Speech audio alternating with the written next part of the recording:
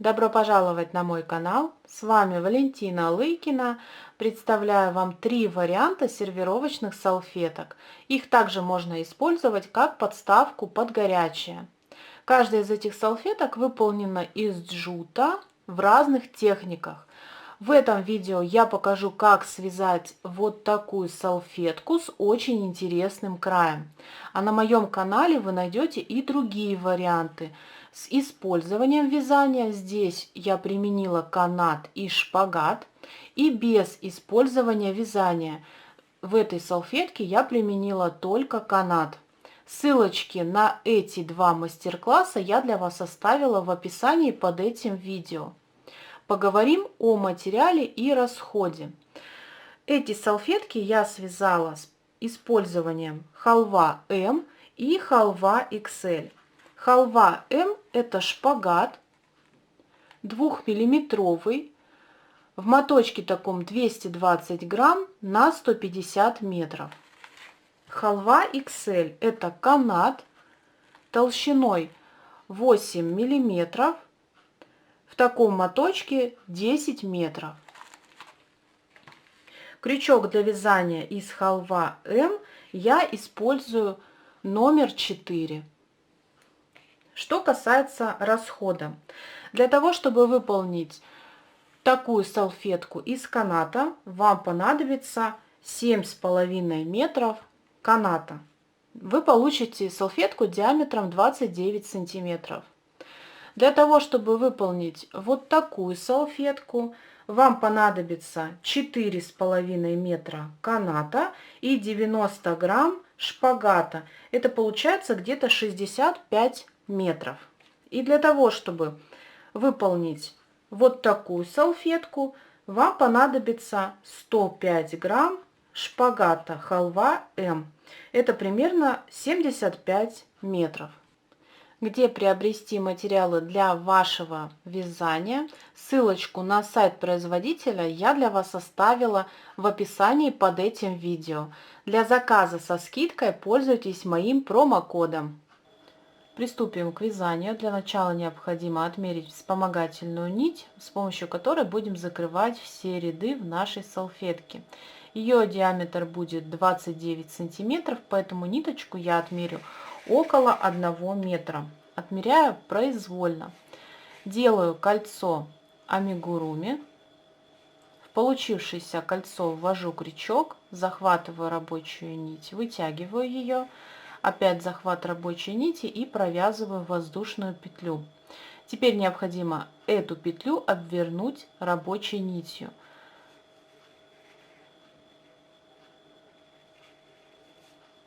Вот таким образом. Укладываю на пальчик рабочую нить, захватываю ее и провязываю воздушную петлю. Так я симитировала столбик с одним накидом. Как вы уже поняли, в получившееся кольцо необходимо вязать столбики с одним накидом. Их должно быть у вас 16. На последнем будем закрывать этот ряд. Первый я уже провязала. Делаю накид, ввожу крючок в получившееся кольцо, захватываю рабочую нить, вытягиваю на крючке сейчас 3 петли, захват рабочей нити, провязываю через 2, на крючке осталось 2 нити, опять захватываю рабочую нить и провязываю еще раз через 2.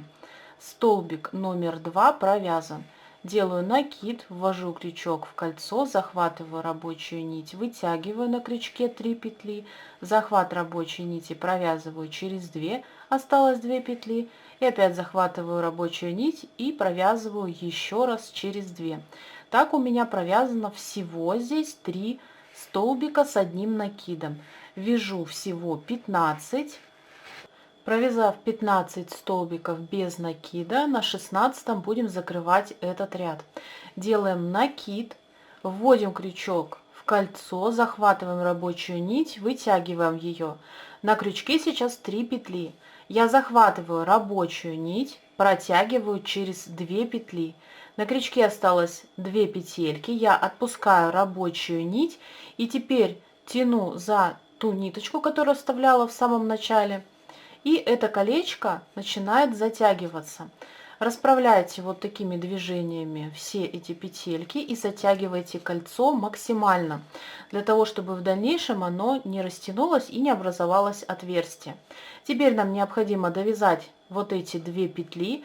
Для этого я захватываю вспомогательную нить и полностью протягиваю через эти петли. Теперь необходимо проложить вот такую петельку между последним и первым столбиком. Я нахожу первый столбик в этом ряду, второй столбик. Между ними с обратной стороны под верхнюю петлю, состоящую из двух ниточек, я ввожу крючок. Захватываю вспомогательную нить и протягиваю под этой петлей. Теперь необходимо эту ниточку вернуть в ту точку, откуда она вышла. С обратной стороны я ввожу крючок под дужку и в центр петли, откуда вышла вспомогательная нить. Таким образом я захватила две ниточки. Захватываю вспомогательную нить и возвращаю ее в ту точку, откуда она вышла. Ряд полностью закрыт. Вяжем второй. Для этого находим ту точку, где завершили вязание, переворачиваем и вводим крючок за петлю, состоящую из двух ниточек, в той области, где завершили этот ряд. Захватываем рабочую нить, протягиваем под этой петлей. Захват рабочей нити, провязываем воздушную петлю. Теперь необходимо симитировать подъемный столбик. Для этого мы так же, как и в первом ряду, обворачиваем эту петлю рабочей нитью, укладываем на пальчик, захватываем рабочую нить и провязываем еще одну воздушную петлю. Таким образом я сымитировала столбик с одним накидом. Теперь в каждую вот такую петельку необходимо провязать по 2 столбика с одним накидом в одну точку. Здесь я уже один провязала, провязываем второй. Делаем накид, вводим крючок в ту точку, где начали этот ряд, захватываем рабочую нить, провязываем через 2 и еще раз через 2. Первая прибавка выполнена. Вяжем в следующую точку также 2 столбика с одним накидом. Делаю накид, ввожу крючок за верхнюю петлю, состоящую из двух ниточек, захватываю рабочую нить, вытягиваю, провязываю через 2 и еще раз через 2. Делаю накид и провязываю еще один столбик в эту же точку. Ввожу крючок, где сейчас провязала первый столбик, провязываю второй. Так, выполняя прибавки в каждую петлю по 2 столбика с одним накидом, мы вяжем до конца этого ряда. На последнем столбике, так же как и в предыдущем ряду, нам необходимо закрыть этот ряд. Делаем накид и вводим крючок там, где мы должны провязать второй столбик в одну точку. Захватываем рабочую нить, вытягиваем. Захват рабочей нити провязываем через 2. На крючке осталось 2 петли. Отпускаем рабочую нить и переходим на вспомогательную. Делаем захват вспомогательной нити. Полностью ее протягиваем через эти петли. Теперь необходимо проложить вот такую петлю между последним и первым столбиком. Находим первый столбик, второй столбик, между ними под верхнюю петлю, состоящую из двух ниточек, вводим крючок, захватываем вспомогательную нить, которую протягивали, и протягиваем под этой петлей. Теперь необходимо ее вернуть в ту точку, откуда она вышла. Переворачиваем, находим дужку и центр петли, откуда вышла вспомогательная нить. Здесь на крючке у вас должно быть 2 ниточки. Захват вспомогательной нити и возвращаем ее в эту точку. Ряд номер 2 закрыт. Опять находим ту точку, где завершили вязание, и под верхнюю петлю вводим крючок. Захватываем рабочую нить, вытягиваем и имитируем точно так же подъемный столбик, как и в 2 предыдущих рядах. Вяжем третий ряд. Здесь у нас между прибавками добавится один одиночный столбик. Прибавки мы будем формировать между прибавками прошлого ряда, то есть мы находим, вот она прибавка, здесь 2 столбика в одну точку. И вот прибавка, здесь тоже 2 столбика в одну точку. Между ними, между этими прибавками прошлого ряда, за верхнюю петлю мы формируем прибавку третьего ряда.